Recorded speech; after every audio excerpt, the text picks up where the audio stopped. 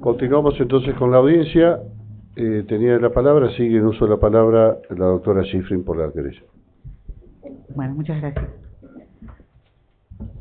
Bueno, señor presidente, sigo entonces. Hubo un testigo, que fue el testigo Walter Ángel Muñoz, del Gabinete de Criminalística. Es un perito, es de la policía, pero es un perito. Fue convocado en calidad de testigo, ¿no? Y él comentó, él dijo acá, declaró, que lo convocó el doctor Sacomano esa misma noche para mostrarle lo que había sacado de los cuerpos de las víctimas fatales. Y entonces dice que identificó que se trataban de postas de plomo, con antimonio. Eso fue lo que le mostró Sacomano. Dijo Muñoz que se lo dijo al jefe de la regional, Hermosa, y se sorprendió. Y Hermosa se sorprendió. Dijo eso. Bueno, el tema es de mostrar que como que eso no estaba en los cálculos, ¿no? Si eso significa, entonces, ¿qué podemos decir?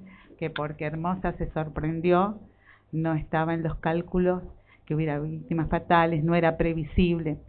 Acá hubo un uso desmedido de la fuerza, donde finalmente se utilizaron cartuchos de plomo que matan, pero los cartuchos AT también matan, y lo hemos escuchado en este debate. Los AT mal disparados, como hemos visto en las fotos, que estaban todos, un montón de gente disparando mal, con el caño de la escopeta horizontal y a corta distancia, también matan. Acá lo han explicado los peritos. Entonces, bueno, hubo personas con heridas muy graves. Entonces, bueno,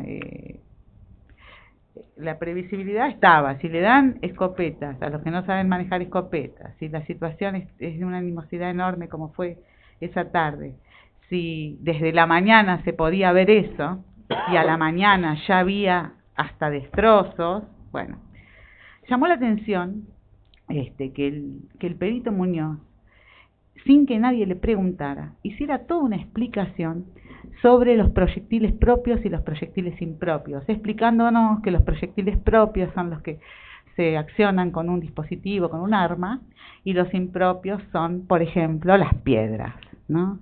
Y llamó la atención porque nadie le preguntó eso. De hecho, es una clasificación, evidentemente es un proyectil, pero bueno, es otra cosa.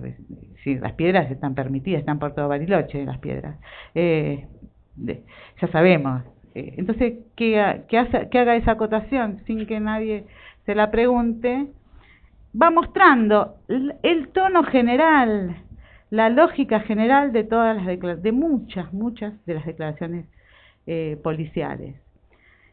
Y cuando se le preguntó si había una manera de distinguir los cartuchos PG y AT, que nos diera un número, una medida, que nos cuantificara la diferencia de peso,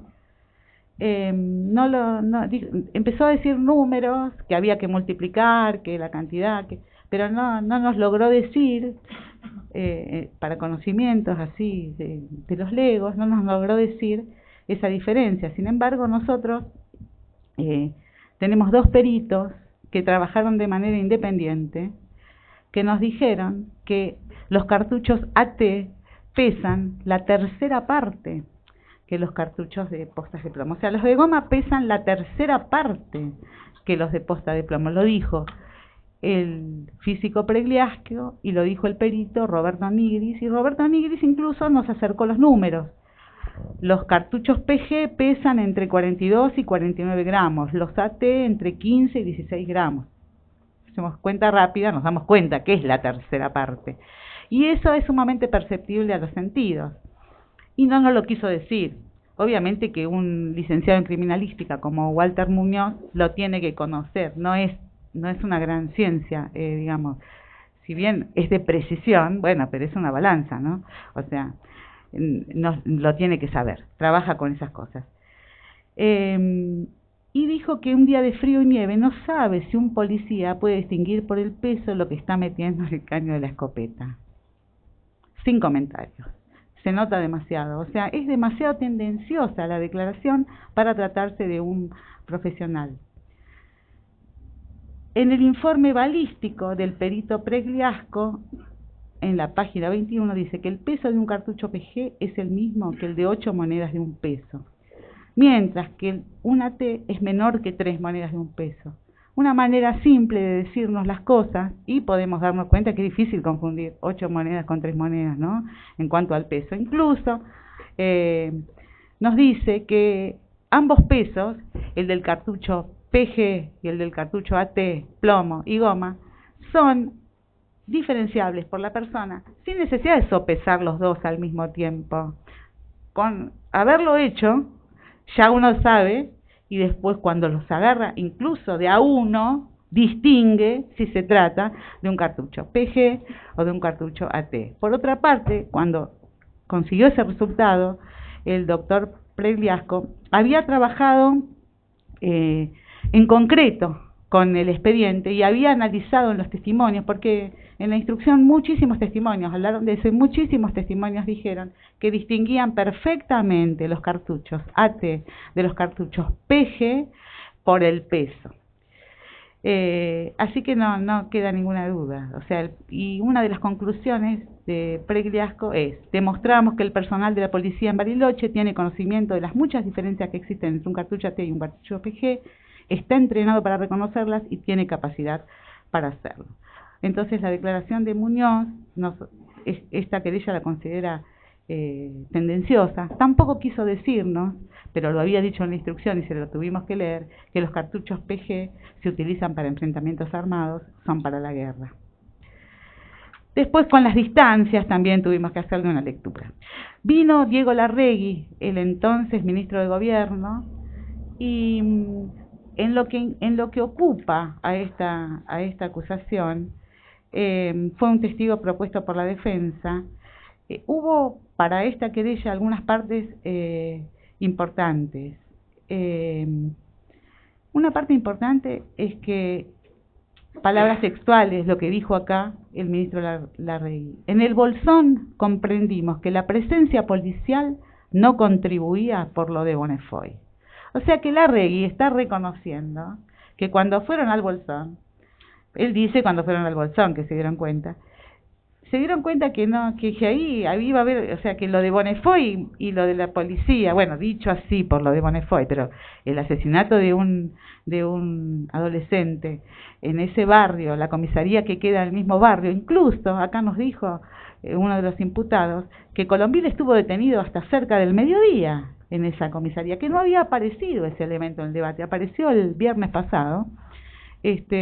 Bueno, obviamente el que había cometido el asesinato en esa comisaría, al lado, a media cuadra de la casa del papá de la familia del chico, ahí se dio cuenta Larregui, pero Larregui no es de Bariloche.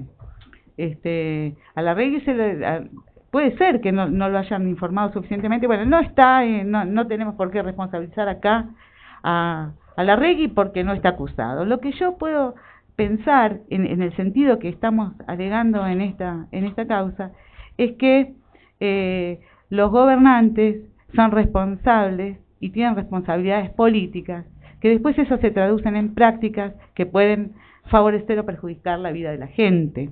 El reproche, en todo caso, para Larregui, desde esta querella, es que después de pasados los hechos, cuando fue interpelado en la legislatura y la versión taquigráfica está agregada a este expediente, equiparó la marcha de la gente que reclamaba justicia con la marcha en apoyo a la policía. Las equiparó, las puso en un plano de igualdad. Pareciera que esto no es una cuestión judiciable, pero es una cuestión que interesa a los tribunales. ¿Por qué? Porque cuando nosotros logramos justicia es porque hay una comunidad que la demanda. No funcionan automáticamente los tribunales. El código está escrito, pero nosotros sabemos que no hay un cumplimiento formal de las cosas. El código está inserto en una comunidad, las leyes forman parte de una comunidad y funcionan en la medida que esa comunidad exige justicia. Así es la dinámica en nuestra zona, en nuestros países periféricos.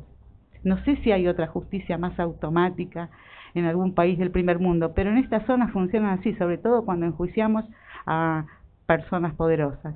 Entonces, que un ministro diga que es lo mismo manifestarse reclamando justicia por 2 chicos muertos y no sé cuántos heridos, que apoyar a la policía que los mató y que no quería de un lado ni del otro, y bueno, están respondiendo a un mandato violatorio de los derechos humanos.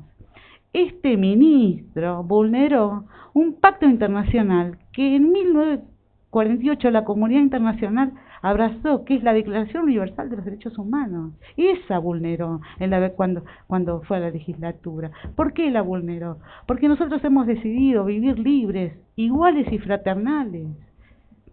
Y no hay 2 bandos. Entonces, cuando la población fascistizada asiste a una marcha en apoyo a la policía que mata, hay que condenarla desde la política, porque la política representa al Estado de Derecho, no puede ser facciosa, no representa una banda. Entonces, si hay un sector de la comunidad que está exigiendo otra cosa del Estado de Derecho, que está exigiendo violentar el Estado de Derecho, hay que condenarlo. Entonces no se puede hacer demagogia con estas cosas, y es responsabilidad de todas las personas de bien impedir que la barbarie fascista, la barbarie nazi, que en aquel momento como comunidad internacional dijimos nunca más, y en nuestro país esto tiene historia, hacerlo realidad todos los días. Ese es el reproche que le hacemos de esta querella a Larregui y a Miguel Sáiz, que no fue capaz de decir que conocía las estadísticas, que dijo que confiaba en la policía porque era muy correcta, digamos, en el respeto a los derechos humanos, y que encima dijo que muchas denuncias son denuncias puramente mediáticas. Nos pareció realmente que por lo menos Larregui hace algún reconocimiento, y también hizo un reconocimiento de la situación cuando dijo jamás me hubiese ido de Bariloche si hubiese tenido otra información. Ahí nos está haciendo un reconocimiento de la previsibilidad. Jamás me hubiese ido de Bariloche si hubiese tenido otra información. Entonces, bueno, no sabemos si realmente estuvo o no estuvo mal informado, él manifiesta eso, está declarando bajo juramento, pero de hecho está reconociendo la previsibilidad de los hechos. El ex gobernador Miguel Sáiz, con total irresponsabilidad, no nos pudo explicar nada, dijo que para él era todo inexplicable, que no conocía las estadísticas, y realmente era la policía, digamos, tiene que ver con el Poder Ejecutivo, y en una provincia como la nuestra, con tantos casos de gatillo fácil, Guillermo Trafinian con Viedma, Nicolás Scoroli en Cipolletti, Otonio Uriarte, Coco Garrido, Daniel Solano, en una provincia como esta, donde un muerto en comisaría por año, muchos casos impunes de gatillo fácil, que un gobernador haya dicho eso, que era una policía que tenía totalmente apego a los derechos humanos, es por lo menos una falta de respeto a la familia.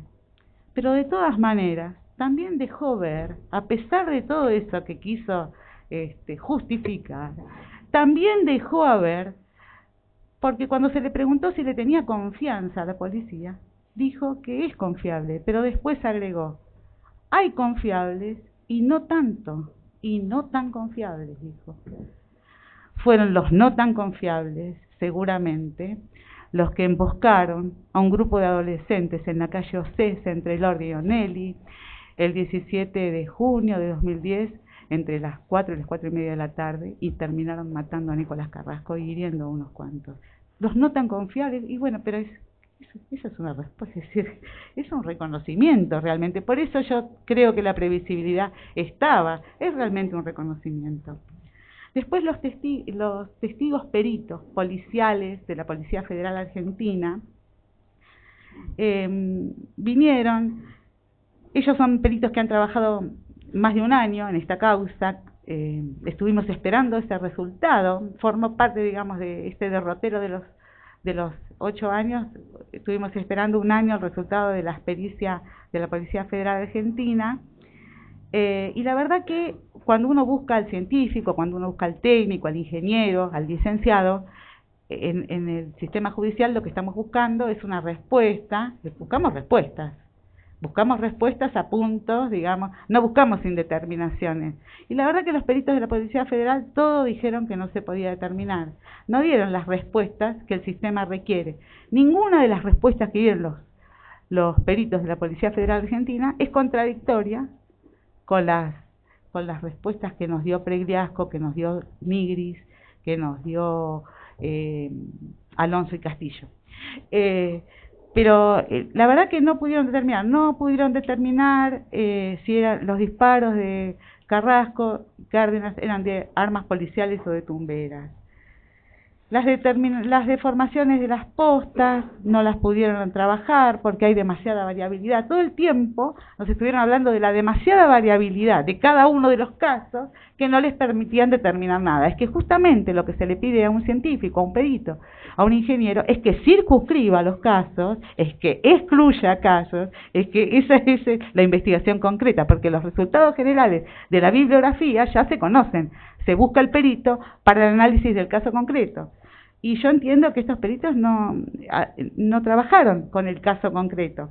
Máxime, cuando les preguntamos con qué tumberas trabajaron con tumberas que había por otras partes. No trabajaron con las tumberas que había en Bariloche. Trabajaron con tumberas de otras partes. Hicieron una experiencia general, hicieron una experiencia ajustada al caso. Por eso no pudieron dar respuestas y tampoco dieron respuestas contradictorias. Y con relación a la velocidad en boca de arma, el perito de Lorenzi, la velocidad en boca de arma es algo importante, lo hemos aprendido de alguna manera en esta causa, porque tiene que ver con los efectos dañosos que después produce el proyectil y tiene que ver con las deformaciones que después tiene también para distinguirlo y reconocerlo de qué arma proviene. Bueno, nos informa que no se puede determinar la velocidad en boca de arma. Pero nosotros, por suerte, tuvimos otra pericia que después la pudo determinar, que es la pericia del doctor Pregliasco, que determinó que la velocidad de la tumbera es el 42%, y con el 42% de la escopeta. Es significativa, digamos, la diferencia. Uno ahí ve un número que puede explicar la diferencia de deformación, la diferencia del daño.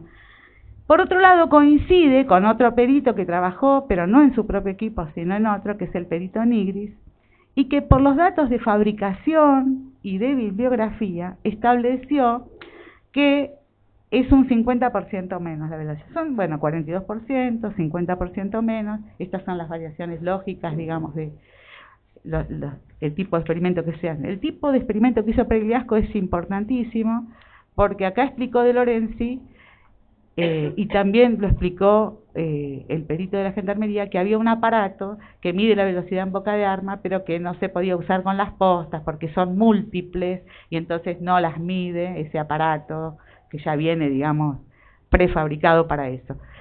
Y lo que hace Pregliasco entonces es un experimento, una experiencia particular que vinculó, digamos, las trayectorias de los proyectiles con el sonido que producen en cada uno de los momentos, cuando sale y cuando llega, digamos, cuando hace blanco, y entonces, trabajando con esas fórmulas de velocidades de sonido, logró establecer la diferencia de las velocidades.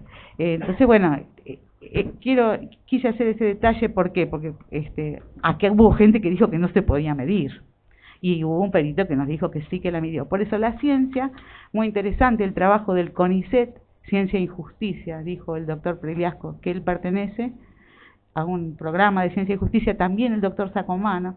Muy interesante, ¿por qué? Porque es al servicio del caso concreto traer las herramientas de la ciencia.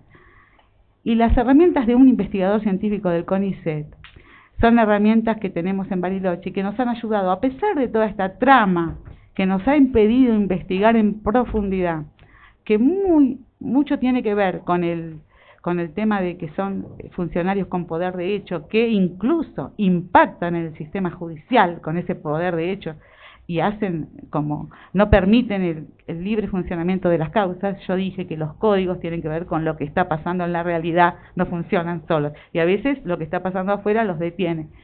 Bueno, pero estos científicos, entonces, de alguna manera, aportaron lo que no podíamos aportar con los testimonios, por todas las interferencias que había, lo que no podíamos, a la información que no podíamos llegar de otra manera, la conseguimos con un equipo de excelencia. Porque un investigador del CONICET, la excelencia que tiene es más que un mecánico o que un ingeniero o que otro, pero en el sentido de que ellos lo que no hay, digamos, buscan el camino, no es simplemente desde los recursos que hay, bueno, puedo esto, no puedo lo otro, sino que ellos ponen esa investigación, porque la investigación lleva a la novedad, a lo nuevo, ¿no es cierto? Ponen eso de encontrar la novedad, de encontrar el camino, esa creación, esa genialidad de la ciencia, la ponen al servicio de la justicia.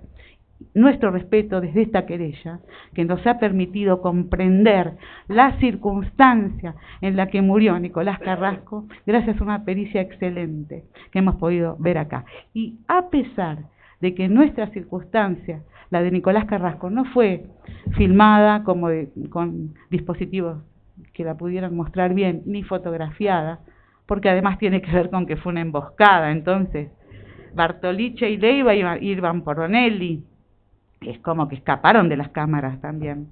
Pero esa reconstrucción que hace el doctor Pregliasco nos permitió saber que los emboscaron, nos permitió saber que había policías que estaban en Onelli, que después no estaban, que no se los visualizó más, y esos eran los que después vuelven a aparecer corriendo por Océs. Tenemos realmente un detalle exquisito en esa, que nos permite acceder.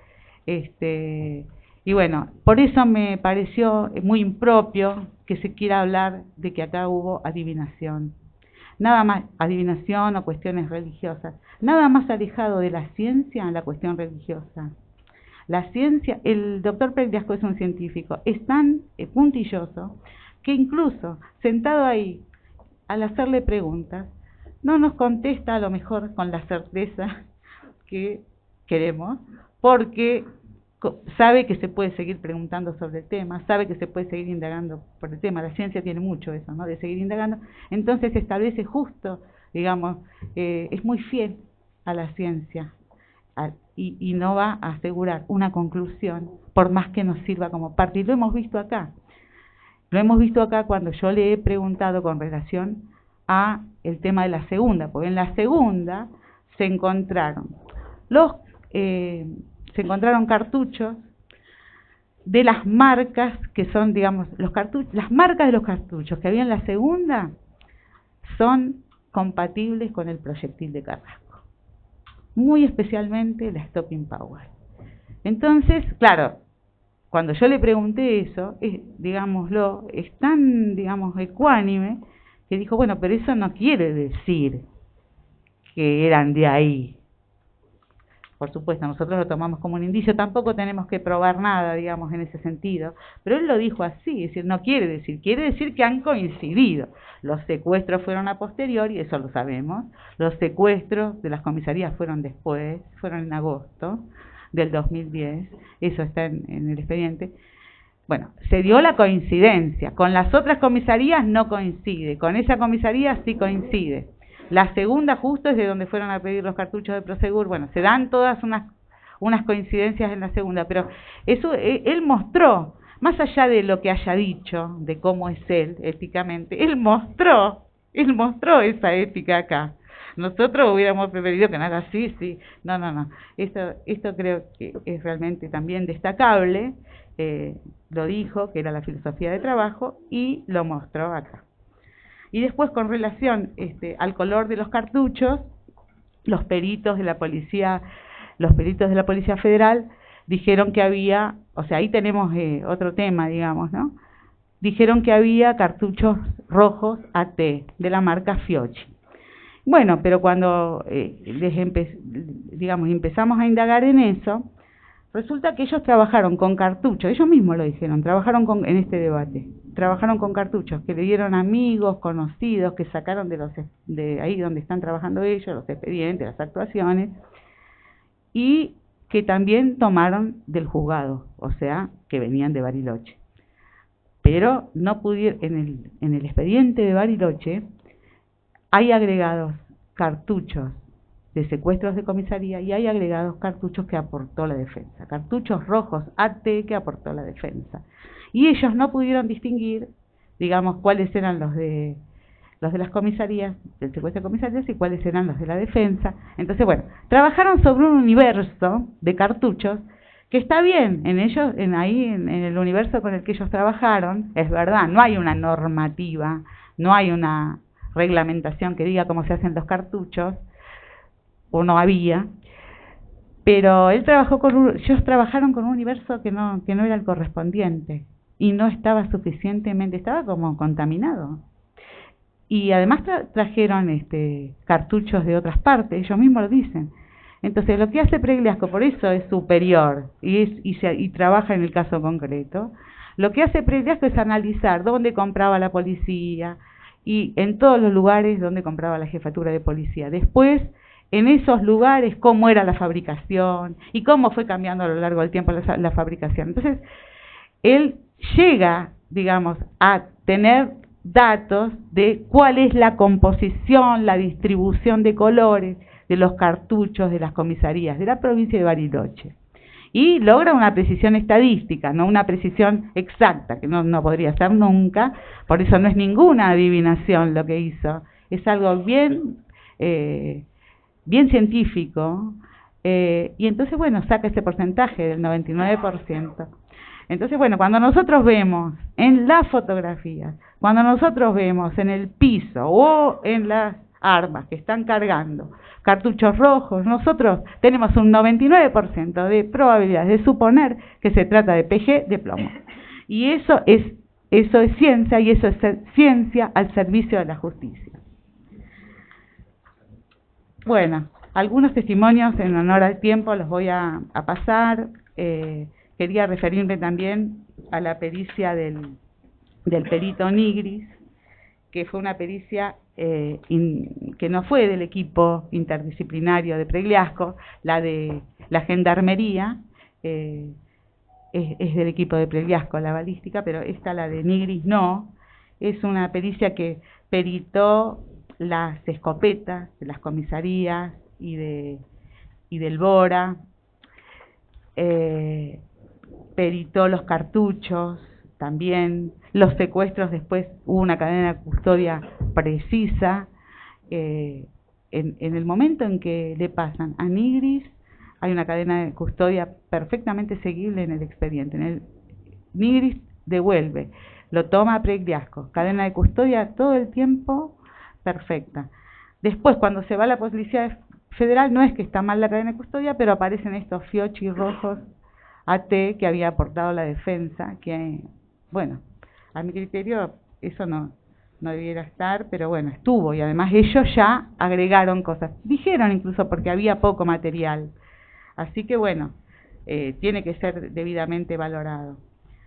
Fue muy interesante cuando vino a exponer acá el perito Nigris, que es un perito del Poder Judicial, y nos da una conclusión con relación a los proyectiles, y nos explicó muy bien cómo eran las deformaciones que sufrían y la diferencia que sufrían las deformaciones de las postas en los cañones de las escopetas y en los caños de las tumberas.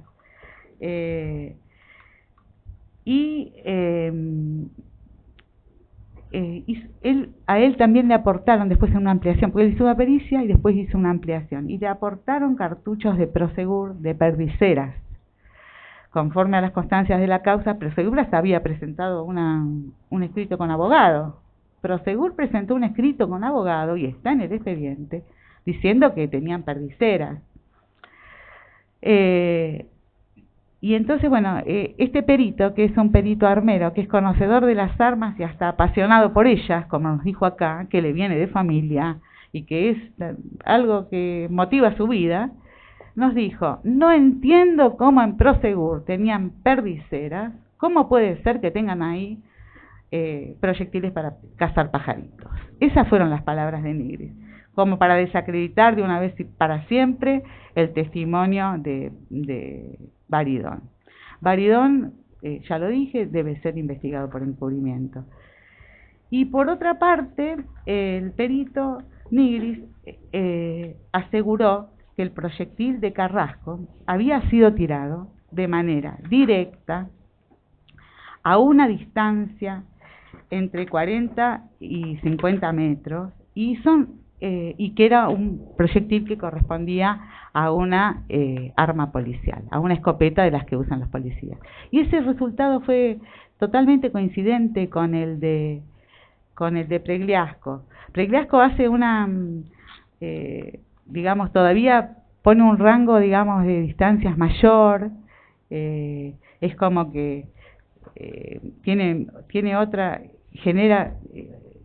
variables, considerando que todavía podría ser mayor incluso la distancia, hasta 110 metros, pero más probablemente 40 metros, dice, ¿no? La distancia del proyectil de Carrasco. Lo que es conteste con lo que dijeron los testigos acá, le dispararon muy de cerca a Nino Carrasco en la calle Océs.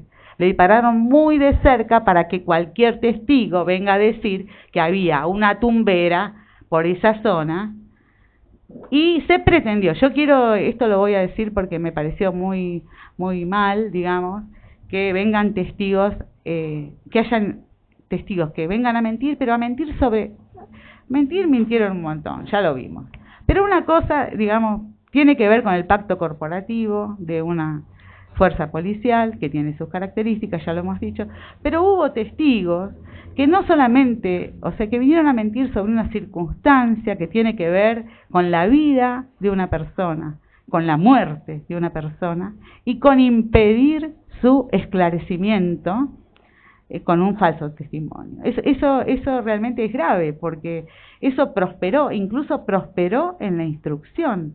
Nosotros, por ejemplo, para conseguir el avance de la causa, para conseguir las citaciones indagatorias, para conseguir el dictado del procesamiento, todas esas pruebas, ahora acá quedaron desarticuladas, digamos, esos testimonios, pero eso jugó su papel encubridor.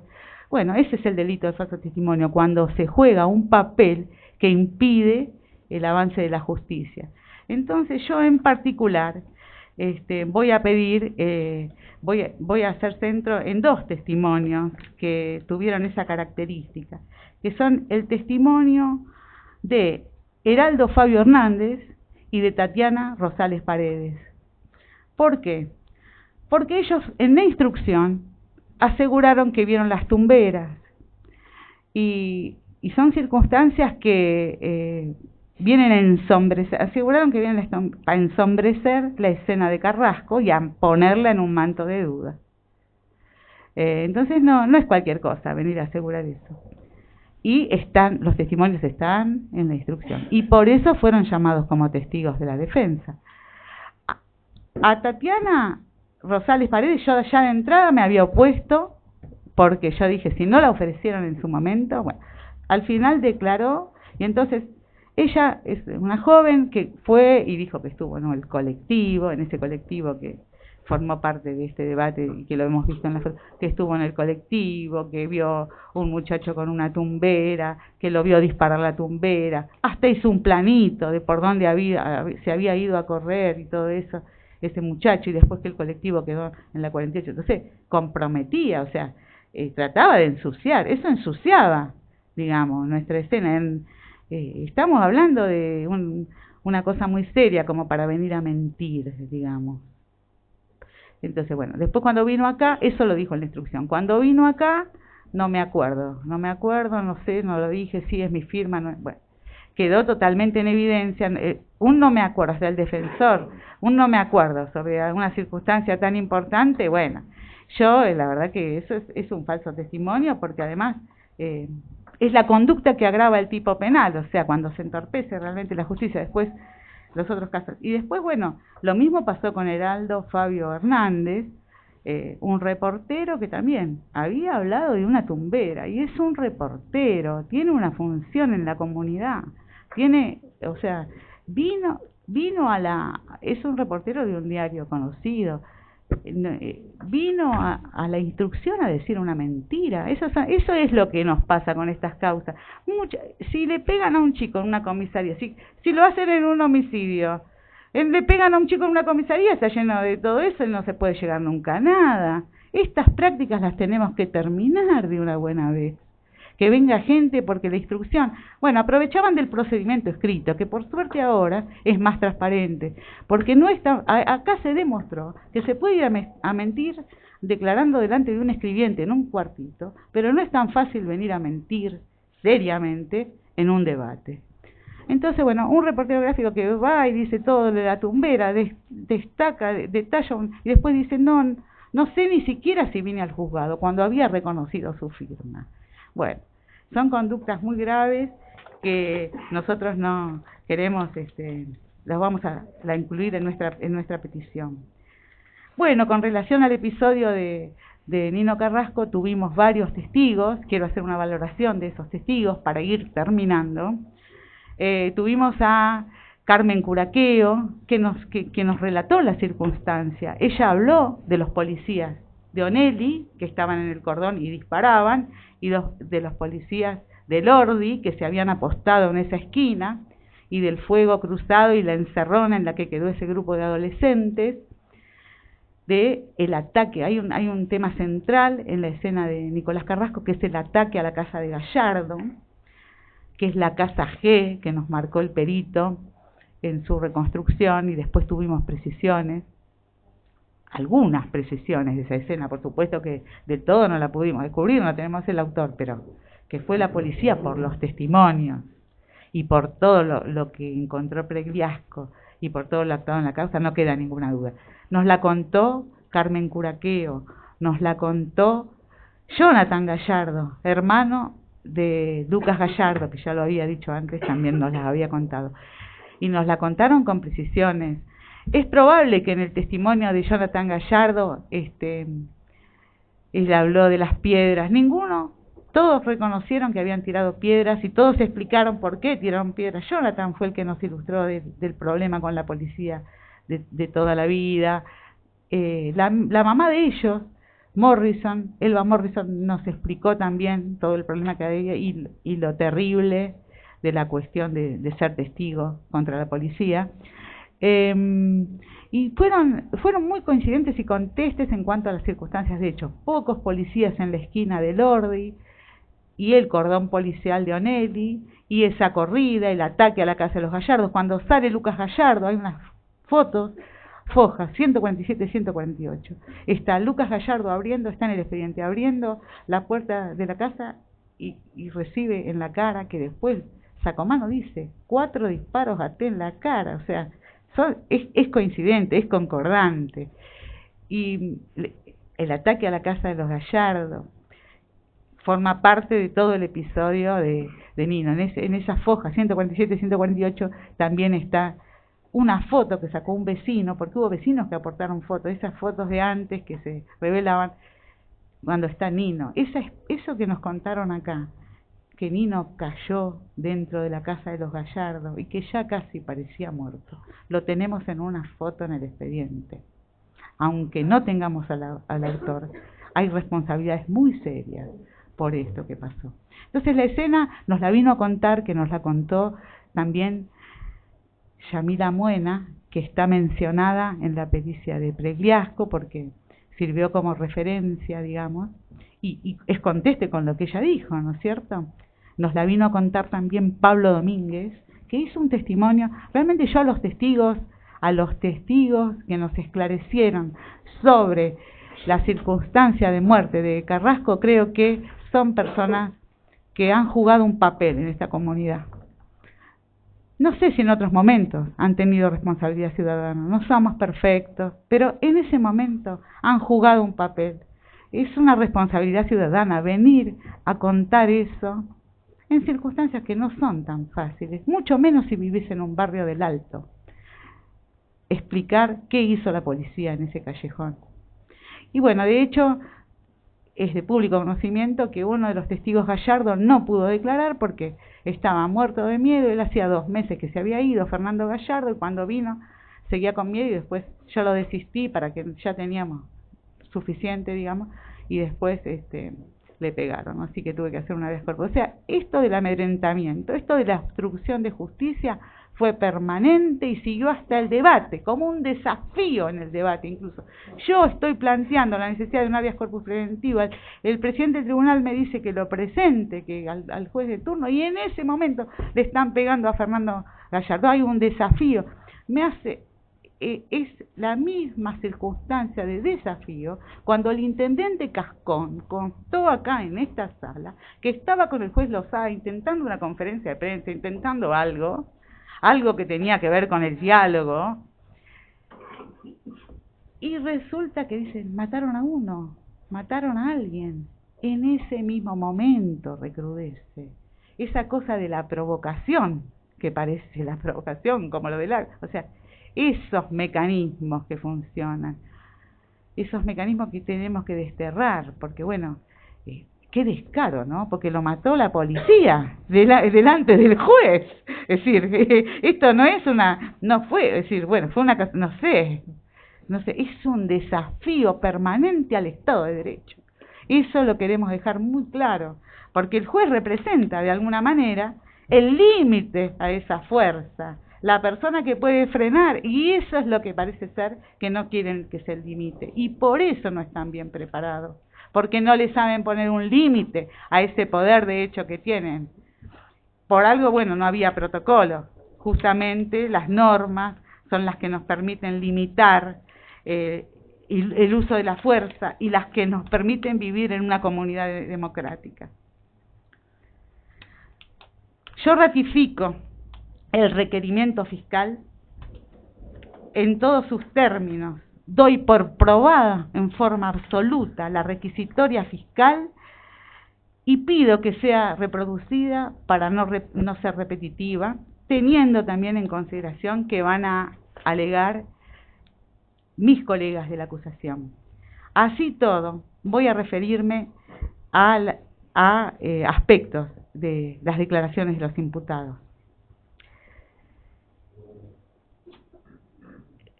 Carrizo omitió cumplir e inobservó los reglamentos a su cargo, conforme lo establecen los artículos 14, 15 y 16 del decreto 2248 del 93, Reglamento de Unidades de Orden Público. Carrizo era responsable inmediato de las funciones de policía de seguridad en el territorio del distrito policial de la comisaría 28. Nicolás Carrasco murió asesinado por policías a media cuadra de la comisaría a cargo de Carrizo. Las omisiones de Carrizo generaron un riesgo no permitido que terminó con su vida. Descarto su descargo, porque el mero hecho de haber estado y haber dado la orden de resguardar la comisaría 28 no excluye su responsabilidad penal. Descarto su declaración de descargo. El mostrar la situación como un caos, una situación de crisis inmanejable, que los manifestantes querían quemar la comisaría con los policías adentro y demás circunstancias, solo son argumentos utilitarios para eludir su responsabilidad y pretender justificar el uso de la fuerza. Él mismo mostró su inoperancia como jefe al decir que corría de un lado al otro. Lo esforzado de esa conducta no la hace cumplidora del deber. Carrizo era el jefe de la comisaría, no uno más. Era quien debía coordinar las operaciones en el territorio de la misma, y los hechos muestran que no distribuyó tareas, que cada uno hacía lo que quería. Omitió establecer el debido contacto con los cuadros y verificar su grado de aprestamiento y preparación para dar respuesta proporcional y lícita a los acontecimientos que se producían en la zona exterior y el rango aledaño a la comisaría 28. No supervisó los operativos policiales ni veló personal ni directamente para controlar que el uso de la fuerza por parte del personal a su cargo se desarrollara de modo lícito, proporcionado y sin afectaciones a la vida y la integridad física de las personas. No orientó como jefe la actividad del personal, que en algunos casos hizo lo que pudo de buena voluntad y en muchos otros violó la ley, llegando a herir y matar. La conducta omisiva de Carrizo encuadra en el artículo 249 del Código Penal y concurre idealmente con la conducta prohibida del artículo 84 del Código Penal. Su impericia, negligencia e inobservancia de los reglamentos a su cargo generaron el resultado de muerte de Nicolás Carrasco y otro resultado fatal y otros lesivos. Si hubiese cumplido con su deber, no se hubiera producido el resultado de muerte, quien de muerte de Carrasco, quien murió por su culpa. Veroiza. Descarto su descargo, en principio por la inconsistencia del mismo. Al inicio del debate dijo que estaba de Franco y llegó el otro día al mediodía. Luego, al final del debate, dijo que llegó a las 10:30 del día 17 de junio de 2010, pero que estaba de Franco de servicio o lo que le correspondían eran otras tareas. Lo cierto es que la normativa vigente que regula la unidad regional y su propia actividad fue incumplida, y si los testigos se refirieron poco a él, es justamente por su propio accionar omisivo que le reprocho. No estaba de Franco, sino omitiendo cumplir deberes. Si estaba de Franco, no hubiera firmado la solicitud de proyectiles a Gendarmería Nacional que luce a Fojas 1518. Estuvo totalmente ausente, siendo el jefe de mayor jerarquía después de Hermosa y con obligación legal de reemplazarlo. Ratifico la acusación planteada en el requerimiento fiscal. No cumplió con las obligaciones emanadas en los artículos 16, 17, inciso A, 1, 2, 3, 4, 5, 6, 14, 15, A, C, D, G del decreto 363 del 2002 del reglamento de unidades regionales. Omitió cumplir con el reemplazo del jefe de la unidad regional, que era su primera obligación establecida en el artículo 16 del reglamento de unidades regionales, a punto tal que no fue a la comisaría 28, desatendiendo de manera flagrante sus obligaciones ya mencionadas, concurriendo recién a las 20:45, generando un vacío de conducción que creó un regio prohibido. La conducta homicida de Veroiza encuadra en el artículo 249 del Código Penal y concurre igualmente con la conducta prohibida del artículo 84 del Código Penal. Su impericia, negligencia e inobservancia de los reglamentos a su cargo generaron el resultado de muerte de Nicolás Carrasco y otro resultado fatal y otros más lesivos. Si Veroiza hubiera cumplido con su deber, la fuerza policial no hubiese sido desproporcionada e ilícita y Carrasco no hubiera muerto. Hermosa. Ratifico el requerimiento fiscal al que adhirió esta querella. Hermosa abusó de sus funciones e incumplió voluntariamente los deberes que tenía a su cargo como jefe de la Regional Tercera. Deberes que emergían de los artículos 1, 4, 5, 6, 14, 15, A, B, C, D y G del decreto 366 del 2002 e inobservó los artículos 1, 14 y 16 de la Constitución Provincial, artículo 2 de la Ley 4200, entre otras disposiciones.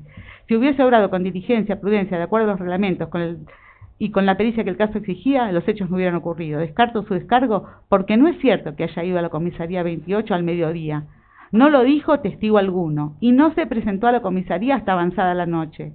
Si el protocolo para el uso de la fuerza de Naciones Unidas no estaba en vigencia, como dijo, y recién lo estuvo en 2012, con más razón tenía que estar presente en Bariloche, porque era necesaria mayor orientación ante el vacío normativo. Hubo confusión y desorden con la aportación o no del arma reglamentaria, incrementando el riesgo. Arias dijo que le ordenó buscar cartuchos en Prosegur bajo juramento. Hermosa lo desmintió sin obligación de decir verdad. Se desesperó en el bolsón y ordenó una ilicitud mortal. Lo que se desmadró ese día fue el poder punitivo del Estado, y Hermosa es responsable de ello. La conducta de Hermosa encuadra en el artículo 248 del Código Penal y concurre igualmente con la conducta prohibida del artículo 84 del Código Penal. Su impericia, negligencia y inobservancia de los reglamentos a su cargo generaron el resultado de muerte de Nicolás Carrasco y otros resultados fatal y otros resultados lesivos. Nicolás Carrasco murió por las omisiones e incumplimientos de Veroiza. Villanova. Ratifico el requerimiento fiscal contra Villanova al que esta querella adherido. Villanova violó los artículos 30, 21 y 32, inciso A, de la Ley 1965 y los artículos 1, 14 y 16 de la Constitución Provincial, artículo 2 de la Ley 4200, entre otras disposiciones. Si hubiese obrado con diligencia, prudencia, de acuerdo a los reglamentos y con la pericia que el caso exigía, Nicolás Carrasco no hubiese muerto. Descarto su descargo, porque no es cierto que Villanova estuvo en la comisaría entre las 9:30 y las 10 de la mañana y que mandó a buscar los equipos del Grupo Bora de la provincia a esa hora. No lo dijo ninguno de los testigos, ni figura en partes diarios ni constancias objetivas de la causa, excepto un testigo de jefe del Bora que estuvo presente acá, pero es desacreditado con la desacreditación general que yo ya hice de los testimonios policiales. La conducta de Villanova encuadra en el artículo 248 del Código Penal y concurre idealmente con la conducta prohibida en el artículo 84 del Código Penal. Cufré. Ratifico el requerimiento fiscal contra Cufré al que esta querella ha adherido. Cufré omitió cumplir con los deberes del artículo 1 a 5 de la Ley 4200 y los artículos 1, 14 y 16 de la Constitución Provincial, el artículo 2 de la Ley 4200, entre otras disposiciones.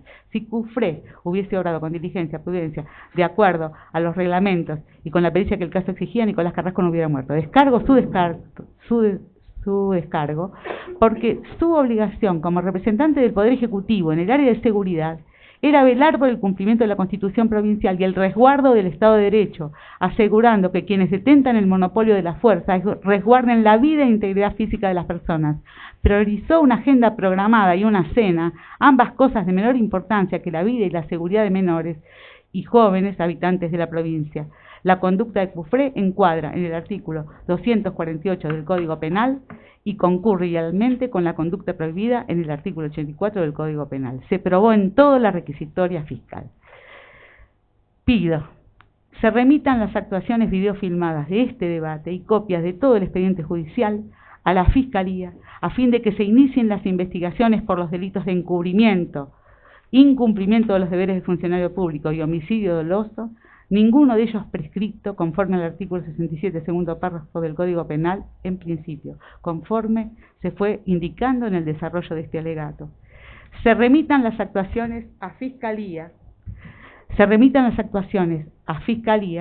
para que se investigue el delito de falso testimonio, artículo 275 del Código Penal, que habrían cometido los testigos Heraldo Fabio Hernández y Tatiana Rosales Paredes.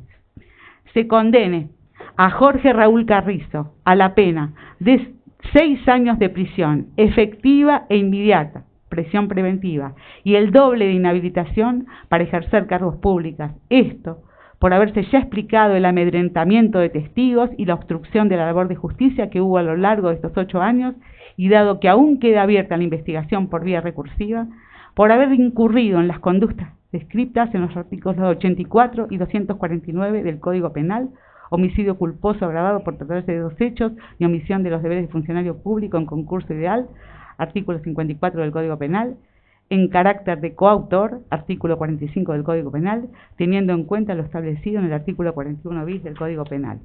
Se condene a Delmiro Fidel Veroiza a la pena de 6 años de prisión efectiva e inmediata, prisión preventiva, y el doble de inhabilitación para ejercer cargos públicos, esto por haberse ya explicado el amedrentamiento de testigos y la obstrucción de la labor de justicia que hubo a lo largo de estos 8 años, y dado que aún queda abierta la investigación por vía recursiva, por haber incurrido en las conductas descritas en los artículos 84 y 249 del Código Penal, homicidio culposo agravado por tratarse de 2 hechos y omisión de los deberes de funcionario público en concurso ideal, artículo 54 del Código Penal, en carácter de coautor, artículo 45 del Código Penal, teniendo en cuenta la establección del artículo 41 bis del Código Penal.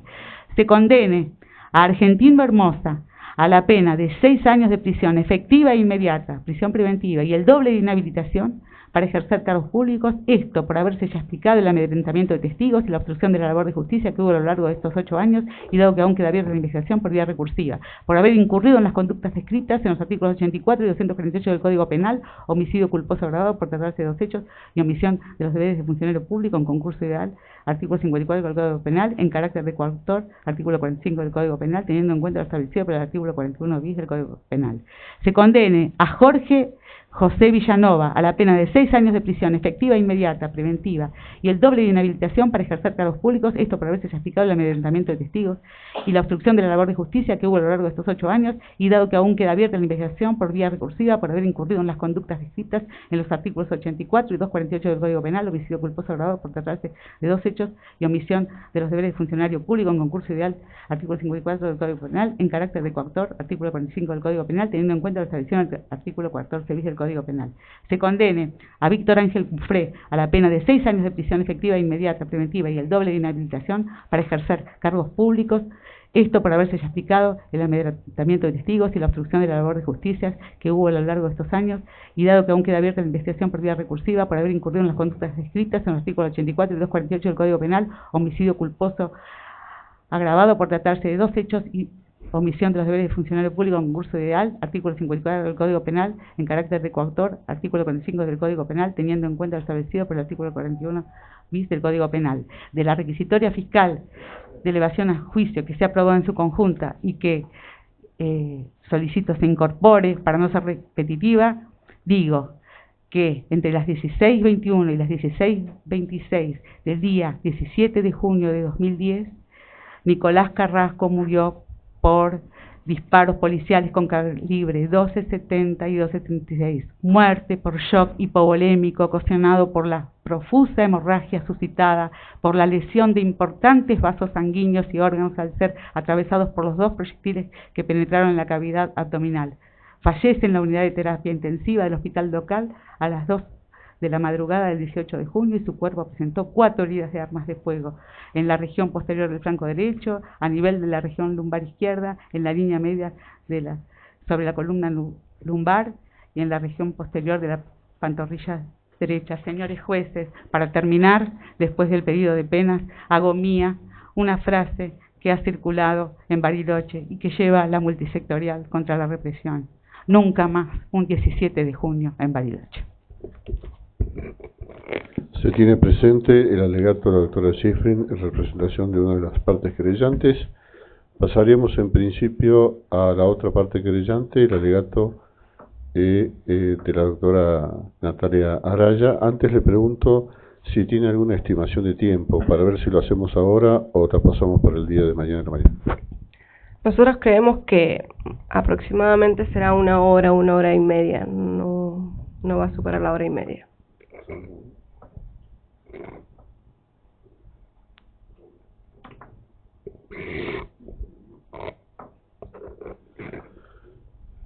Las partes no tienen inconveniente en continuar con el alegato de la doctora Araya mañana a las 9:30 de la mañana. Bien. Cuarto intermedio, mañana a las 9:30 continuamos con el alegato de la doctora Araya. Gracias.